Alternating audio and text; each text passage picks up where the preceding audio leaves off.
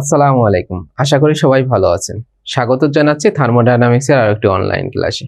এটি আমাদের পলিটেকনিক সিরিজের আন্ডারে ইঞ্জিনিয়ারিং থার্মোডায়নামিক্সের 10 নম্বর ক্লাস এবং প্রসেসের উপর 3 নম্বর ক্লাস। যারা আমার প্রসেসের উপর বাকি দুইটি ক্লাস দেখেননি তাদেরকে দেখে আসার জন্য অনুরোধ করছি। আজকের ক্লাসে আমরা প্রসেসের কিছু ম্যাথ প্রবলেম সলভ করব। অর্থাৎ এই গাণিতিক সমস্যা কিভাবে সহজে সমাধান করা যায় সেটি আজকে ক্লাস থেকে জানতে পারবো। তবে শুরুতে আমরা কনস্ট্যান্ট প্রেসার প্রসেস বা স্থির চাপ প্রক্রিয়ার কাজের সূত্রটা একটা রূপান্তর দেখে আসব। এই কনস্ট্যান্ট প্রেসার প্রসেসের পিভি এবং টিএস ডায়াগ্রাম কিভাবে অঙ্কন করতে হয় গত ক্লাসে আমরা সেটি শিখেছি। এই কনস্ট্যান্ট প্রেসার প্রসেসের পিভি ডায়াগ্রামটা আমাদের কেমন ছিল? পিভি ডায়াগ্রামটা ছিল আমাদের এমন ছিল।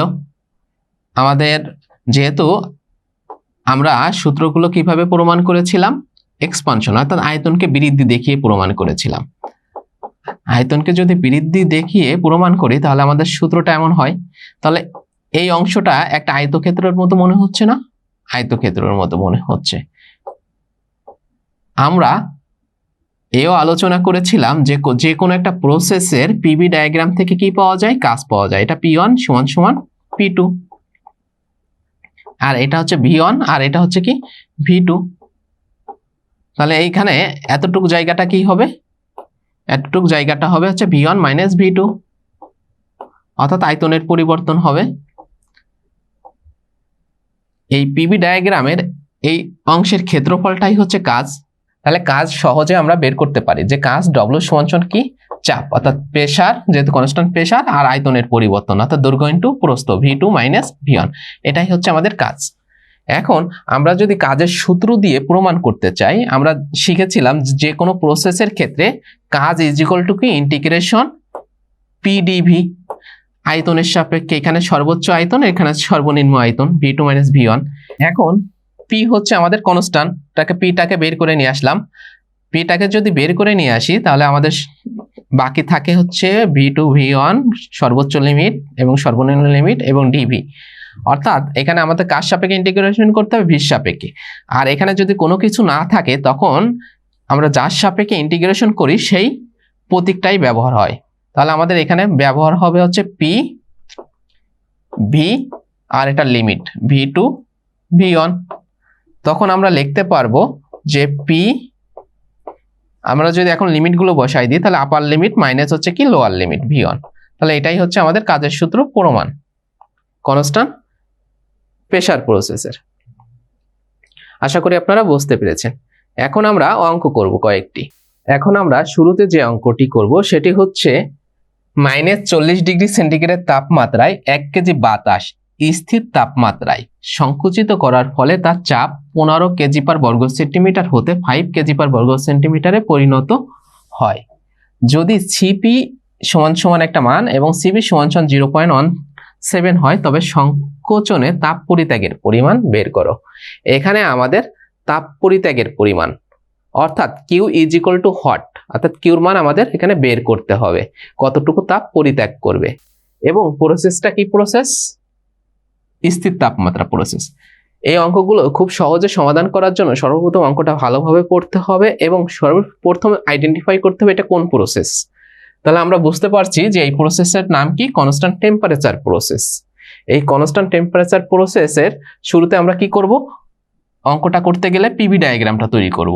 আমরা যদি পিভি ডায়াগ্রাম তৈরি করি তাহলে আমাদের অঙ্কটা করতে খুবই সহজ হয়ে যাবে। ঠিক আছে, এখন আমাদের কনস্ট্যান্ট টেম্পারেচার প্রসেসের পিভি ডায়াগ্রামটা ছিল কেমন? এমন ছিল। এখন কথা হচ্ছে আমাদের ডিরেকশন কোন দিকে হবে? 15 কেজি পার বর্গ সেন্টিমিটার হতে 5 কেজি পার বর্গ সেন্টিমিটারে পরিণত হলো। তাহলে আমাদের চাপ কমে যাচ্ছে। চাপ কমে গেলে অবশ্যই কি হবে? আয়তন বৃদ্ধি পাবে। আচ্ছা, যেহেতু চাপের সাথে আয়তনের কি সম্পর্ক? ব্যস্তানুপাতিক সম্পর্ক। তাহলে এখানে আমাদের প্রেসার ছিল কত? 15। 2 নাম্বার, এখানে আমরা প্রেসার কত পেয়েছি? প্রেসার পেয়েছি হচ্ছে 5। আয়তন এটা হচ্ছে আমাদের V1 আর এটা হচ্ছে আমাদের কি? V2। এটা হচ্ছে 1 নাম্বার পয়েন্ট। এখানে আমাদের P1 সমান সমান কত দেওয়া আছে? 15 দেওয়া আছে, আর P2 সমান সমান দেওয়া আছে 5। ঠিক আছে, আর আমাদের আয়তন জানি না। এবং আমাদের এখানে টেম্পারেচার দেওয়া আছে, যেহেতু কনস্ট্যান্ট টেম্পারেচার প্রসেস, তাহলে T1 সমান কি হবে, T2 হবে। এই মানটা দেওয়া আছে 40 ডিগ্রি সেন্টিগ্রেড।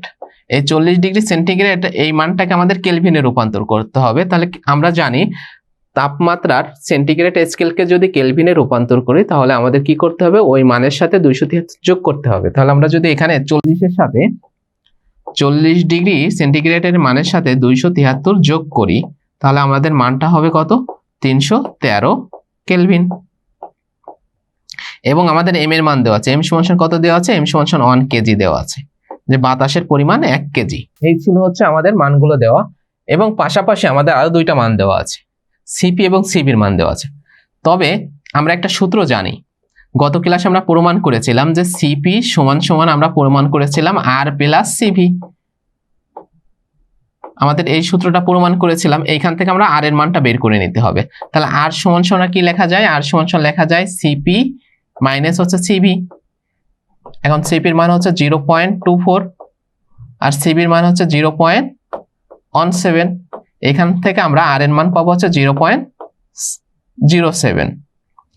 এটা হচ্ছে আর এর মান। এবং আমরা যেহেতু কনস্ট্যান্ট টেম্পারেচার প্রসেস, আমরা একটা সূত্র জানি, P1 V1 ভাগ হচ্ছে কি T1 is equal to P2 V2 ভাগ হচ্ছে T2। এই সূত্রটা কার সূত্র, এই সূত্র হচ্ছে বয়েল এবং চার্লসের সমন্বয় বা একত্রে বয়েল এবং চার্লসের সূত্র দুটো যদি একত্র করা হয় অর্থাৎ সমন্বয় করা হয় তাহলে আমরা এই সূত্রটা পাই। এই ক্ষেত্রে T1 এবং T2 কাটাকাটি যায়, তাহলে এখান থেকে আমরা পাবো হচ্ছে P1 V1 is equal to P2 V2 এটা পাবো, বা P1 কে এখানে রাখলাম, P2 কে P1 এর নিচে নিয়ে আসলাম P2, এবং এই পাশে যেহেতু V2 আছে V2 কে এই পাশে রেখে দিলাম আর V1 টাকে এই পাশে নিয়ে আসলাম। তাহলে আমরা V2 ভাগ V1 সমান একটা অনুপাত পেলাম। কি অনুপাত, চাপের, P1 ভাগ P2। এখন আমরা এটা করার আমাদের উদ্দেশ্য হচ্ছে আয়তনকে কি দ্বারা, প্রেসার দ্বারা রূপান্তর করা। যেহেতু আমরা আয়তন জানি না, জানি কি প্রেসার জানি, P1 জানি এবং P2 জানি, ঠিক আছে।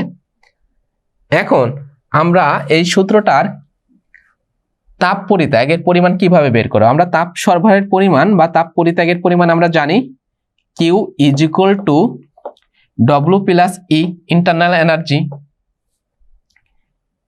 আর কনস্ট্যান্ট টেম্পারেচার প্রসেসে ইন্টারনাল এনার্জি যেহেতু শূন্য, তাহলে Q সমান কত হবে, Q ইজ ইকুয়াল টু হবে হচ্ছে W।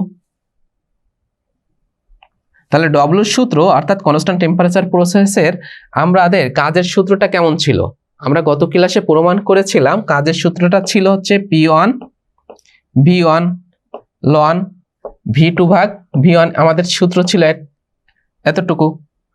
এখন এই P1 V1 সমান আমরা আদর্শ গ্যাসের সূত্র থেকে লিখতে পারি M আর T1 লিখতে পারি, আর ln এই V2 ভাগ V1 সমান আমরা লিখতে পারি P1 ভাগ P2, P1 ভাগ P2। এখন মানগুলো যদি আমরা বসাই দিই, এম এর মান হচ্ছে 1, আর এর মান হচ্ছে কত 0.07, T1 এর মান কত, T1 এর মান হচ্ছে 313 ln P1 ভাগ P2 অর্থাৎ 15 ভাগ 5 সমান 3 ইজ ইকুয়াল টু আমরা কত পাবো 24 অর্থাৎ 24.07 এত কিলো ক্যালোরি। এখন কথা হচ্ছে এটা কিলো ক্যালোরিতে কিভাবে বের হলো, এখানে সিপির মান 0.24 এবং সিবির মান আছে 0.17, এটা কিলো ক্যালোরিতে দেওয়া আছে। আমরা জানি সিপি সমান 1.05 এত কিলো জুল। এই মানটাকে যদি 4.2 দ্বারা ভাগ করা হয় তাহলে মান আসে কত 0.24, এবং সিবির মান জানি আমরা 0.714, এটা হচ্ছে কিলো জুলে জানি, তাকে যদি 4.2 দ্বারা ভাগ করা হয় তাহলে মানটা আসে হচ্ছে 0.17। এই মানগুলো কিলো ক্যালোরিতে দেওয়া আছে, যেহেতু কিলো ক্যালোরিতে আছে আমরা কিলো ক্যালোরিতেই রেখে দিয়েছি, আমাদের তাপ সরবরাহের পরিমাণ কিলো ক্যালোরিতে বের হয়েছে। তা আশা করি আপনারা এই অঙ্কটি বুঝতে পেরেছেন। আমরা পরবর্তীতে যে অঙ্কটি করব সেটা আছে, একটি আদর্শ গ্যাস 30 ডিগ্রি সেন্টিগ্রেড তাপমাত্রায় একবার চাপে রুদ্ধ তাপে সংকুচিত হয়ে আয়তন 5 মিটার কিউব হতে 1 মিটার কিউবে প্রাপ্ত হলো। যদি গামা ইজ ইকুয়াল টু 1.4 হয় তবে সংকোচন শেষের তাপমাত্রা এবং চাপ কাজের পরিমাণ নির্ণয় করো। আমাদের তিনটা রাশি চেয়েছে, একটা হচ্ছে চূড়ান্ত তাপমাত্রা, আর একটা হচ্ছে চূড়ান্ত চাপ এবং কাজ। ঠিক আছে। তবে শুরুতে আমাদের দেখতে হবে এই প্রসেসটা কি প্রসেস, রুদ্ধতাপে, অর্থাৎ অ্যাডাইবেটিক প্রসেস বা রুদ্ধতাপীয় প্রক্রিয়া। ঠিক আছে, এখন রুদ্ধতাপীয় প্রক্রিয়ার আমরা সর্বপ্রথম কি করব, পিভি ডায়াগ্রামটা তৈরি করে নেব। পিভি ডায়াগ্রাম, এই রুদ্ধতাপীয় প্রক্রিয়া বা অ্যাডাইবেটিক প্রসেসের আমাদের পিভি ডায়াগ্রামটা কেমন ছিল, এমন ছিল। এবার আমাদের ডিরেকশন দিতে হবে। সংকুচিত হয়ে আয়তন কি হয়েছে, 5 মিটার কিউব হতে 1 মিটার কিউব হয়েছে, অর্থাৎ আয়তনটা সংকুচিত হয়েছে। তাহলে আমাদের ডিরেকশনটা কেমন হবে, এমন হবে। আয়তনটা কমে গেছে, তাহলে এটা হচ্ছে আমাদের 1 নাম্বার পয়েন্ট, এটা হচ্ছে আমাদের কি 2 নাম্বার পয়েন্ট। 1 নাম্বার পয়েন্টে আমাদের আয়তন কত ছিল, 5 মিটার কিউব ছিল, আর 2 নাম্বার পয়েন্টে আমাদের V2 পাবো হচ্ছে 1 মিটার কিউব। আমরা প্রেসার হ্যাঁ জানি, P1 দেওয়া আছে 1 বার, আর P2 সমান আমরা কত পাবো, P2 সমান আমরা জানি না, এটা বের করতে হবে। এবং অ্যাডাইবেটিক প্রসেসের ক্ষেত্রে আমরা একটা সূত্র জানি, PV gamma is equal to constant.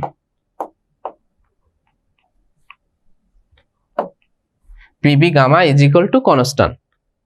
যেহেতু আমরা জানি যে PV gamma is equal to constant, সেক্ষেত্রে আমরা বের করে নিতে পারি যে 1 number P1 V1 to the power gamma is equal to P2 V2 to the power gamma, বা এখান থেকে আমার P1 এর মান আমরা জানি কত 1 বার, আর V1 এর মান জানি হচ্ছে 0.5, এটা হচ্ছে 1.4 গামার মান ইজ ইকুয়াল টু P2, এটা আমরা বের করব।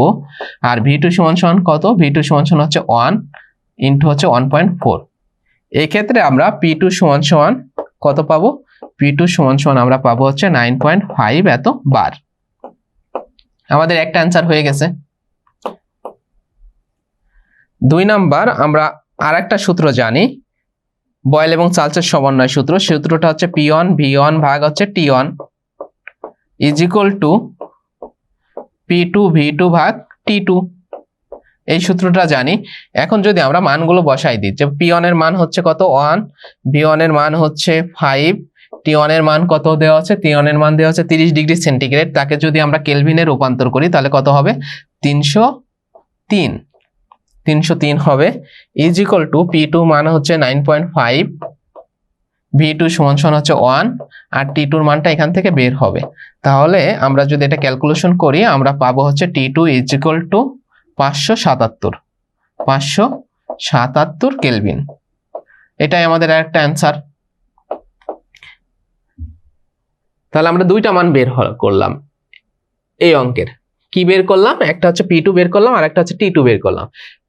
P2 কিভাবে বের করলাম, P2 বের করলাম হচ্ছে আমাদের যে অ্যাডাইবেটিক বা রুদ্ধতাপীয় প্রক্রিয়ার যে শর্ত, সেই শর্তটা কি, PV gamma is equal to constant. যেহেতু PV gamma is equal to constant, তাহলে লেখা যায় P1 V1 to the power gamma is equal to P2 V2 to the power gamma is equal to আমাদের কি n-তম ধারা পর্যন্ত এভাবে চলতে থাকবে। তাহলে আমাদের অত দূরে যাওয়ার দরকার নেই, যেহেতু আমাদের 2টা স্টেপ P1 এবং V1, আমাদের যেহেতু 2টা স্টেট, এটা হচ্ছে 1 নাম্বার স্টেট, এটা হচ্ছে 2 নাম্বার স্টেট। আমরা 2 নাম্বার স্টেটের মানটা আমাদের বের করতে হবে, অর্থাৎ P2 এর মানটা বের করতে হবে। তাহলে এখান থেকে আমরা P2 পেয়ে গেলাম। এবং আরেকটা যে সূত্র, সকল প্রসেসের জন্য এই সূত্রটা হচ্ছে কমন, যে সকল প্রসেসের জন্য বয়েল এবং চার্লসের সমন্বয় সূত্র P1 V1 by T1 P2 V2 by T2, এই সূত্র দিয়ে আমরা কি পেলাম, T2 পেয়ে গেলাম। এবং আরেকটা সূত্র আছে PV সমান MRT, এই সূত্রটা হচ্ছে আদর্শ গ্যাসের সূত্র। এই সূত্রটাও সকল প্রসেসের জন্য কমন সূত্র। ঠিক আছে, এই এখন আমাদের থাকতে হচ্ছে কাজের পরিমাণ বের করা, যে কাজ নির্ণয় করো। এখন আমরা অ্যাডাইবেটিক প্রসেসে W ইজ ইকুয়াল টু কাজের সূত্র কিভাবে প্রমাণ করেছিলাম, আমাদের সূত্রটা ছিল হচ্ছে P1 V1 minus P2 V2 ভাগ ছিল গামা মাইনাস 1, আমাদের সূত্রটা এটা ছিল। এবং এটা ছিল কি এক্সপানশনের জন্য। এখন আমাদের যে অঙ্কটা দেওয়া আছে, এই অঙ্কটা হচ্ছে কি কম্প্রেশন, অর্থাৎ আয়তনটাকে সংকুচিত করা হয়েছে। তাহলে আমাদের কি করতে হবে, উপরেরটাকে শুধু ঘুরাই দিতে হবে। আমাদের এক্সপানশনের সূত্রটাই কম্প্রেশনের সূত্র, তবে কি উপরের লবটাকে কি করতে হবে, ঘুরাই দিতে হবে, উল্টাই দিতে হবে। তাহলে আমরা এখানে দিব হচ্ছে কি P2 V2 minus P1 V1 ভাগ হচ্ছে কি গামা মাইনাস 1। এখন আমরা যদি মানটাকে বসাই দিই তাহলে আমাদের ডবল, অর্থাৎ কাজ পেয়ে যাব। আমরা সবকিছু জানি, P2 জানি, V2 জানি, P1 জানি, V1 জানি, গামা জানি, তাহলে আমাদের ডবল অর্থাৎ কাজ আমরা পেয়ে যাব। এখন কথা হচ্ছে প্রেসারটাকে আমাদের কি করতে হবে, কিলো নিউটনে কনভার্ট করে নিতে হবে। তাহলে আমাদের প্রেসার দেওয়া আছে P1 সমান কত, একবার সমান আমরা কত জানি, 10⁵ এত নিউটন জানি, এত নিউটন পার বর্গ মিটার জানি। এখন এই নিউটনকে কিলো নিউটনে কনভার্ট করে নিতে হবে। তাহলে 1000 দ্বারা ভাগ করলে 100 থাকবে, 100 কিলো নিউটন পার বর্গ মিটার আমাদের P1। আর P2 সমান আমরা পাবো 9.5 কে যদি আবার 10⁵ দ্বারা গুণ করি এবং 1000 দ্বারা ভাগ করি, তাহলে আসবে কত, 950 এত কিলো নিউটন পার বর্গ মিটার। এই অধ্যায়ের অঙ্ক করার ক্ষেত্রে আমাদের প্রেসারকে অলওয়েজ কি করতে হবে, কিলো নিউটনে নিতে হবে, ঠিক আছে। এবং আয়তনকে আমাদের কি করতে হবে, আয়তনকে মিটার কিউবে নিতে হবে, এবং টেম্পারেচারকে অলওয়েজ আমাদের কি করতে হবে, কেলভিনে নিতে হবে। এটা মনে রাখবেন একটু। এখন আমরা মানগুলো বসাই দিই। আমরা P2 সমান কত পাচ্ছি, 950, B2 সমান কত 1, মাইনাস P1 সমান কত 100, আর V1 সমান কত 5, ভাগ হচ্ছে কত গামা মাইনাস 1, গামার মান হচ্ছে 1.4 মাইনাস হচ্ছে 1 ইজিক্যাল টু, আমরা এটা ক্যালকুলেশন করলে মান দাঁড়াবে হচ্ছে 1125 কিলো ঝুল, আমাদের ঝুলে কনভার্ট হয়ে যাবে, ঠিক আছে। এটাই হচ্ছে আমাদের অ্যান্সার।